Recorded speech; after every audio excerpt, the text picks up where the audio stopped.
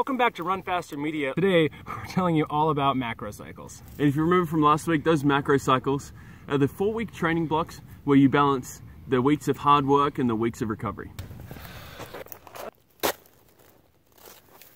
Last week, we told you how to structure your 7 or 10 or 11 day periods of training. Today, we're going to tell you how to structure an entire month, when you might want to recover versus when you want to push it harder. Those weeks of balance are going to be crucial in developing you towards your goals, keeping you stronger and developing you as a better athlete. And they're going to keep you healthy so that you don't get broken down by doing too many hard weeks in a row. Let's get out of here and actually get to somewhere where we can legitimately talk about this without squatting in the middle of a field. We are used to squatting in the middle of the field. As runners, we squat in the middle of fields a lot. More than most of the general population, absolutely. So when we're talking about macro cycles, the idea is to balance the periods of time when you're mostly recovering versus the periods of time when you're kind of hitting it a little bit harder. It's called the training effect.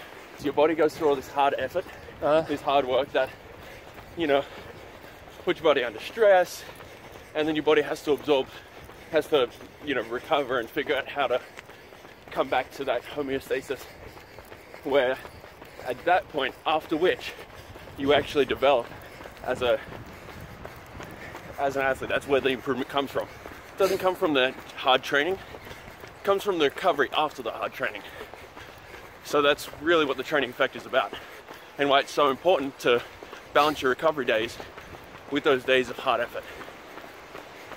How I like to cycle my weeks, I tend to go hard, medium, easy, medium, hard, and kind of a sinusoidal function that gets a little bit more towards the middle, less hard and less easy as I get towards my peak. I think of it more as a dampening regressive sinusoidal.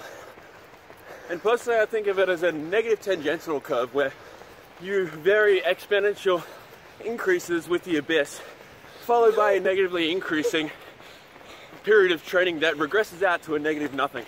And that way, your training is constantly moving forward and you're developing, putting more stress on your body, whilst also allowing your body to recover and get fitter.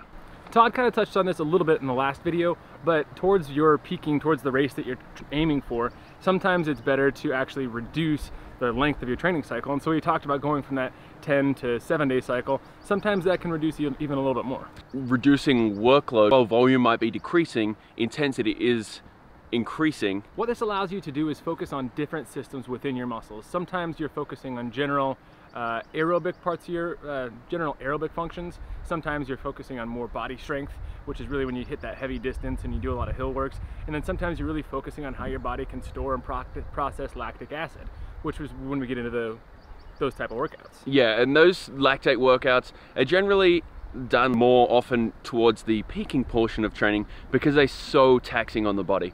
Because not only are we building up these toxic, acidic particles that really strain our muscles, but those efforts in the workouts to get to that point are so severe that we really want to limit those. So basically we're breaking down our muscles while pumping toxic stuff into our muscles and teaching our body through basically beating it to death how to process that toxic stuff. It's always really wise to remember that the time that we're recovering is actually the time that we're improving. So that's why your sleep's so important, your diet, and obviously the hydration. Exactly. We're walking back now. Thanks for checking us out on Run Faster Media. Be sure to stay tuned later on this week or maybe early next week when we'll start to hit home something about drills, I think is what we're doing. Yeah, we will be picking up on drills. That'll be going over exactly how to appropriately recover and work on your flexibility, but also keep an eye out on Facebook. We've got a bit of content coming out. We're following my training as I progress towards Carlsbad in about 3 weeks. That's right. Stay tuned, guys, and we'll see you next time on Run Faster Media.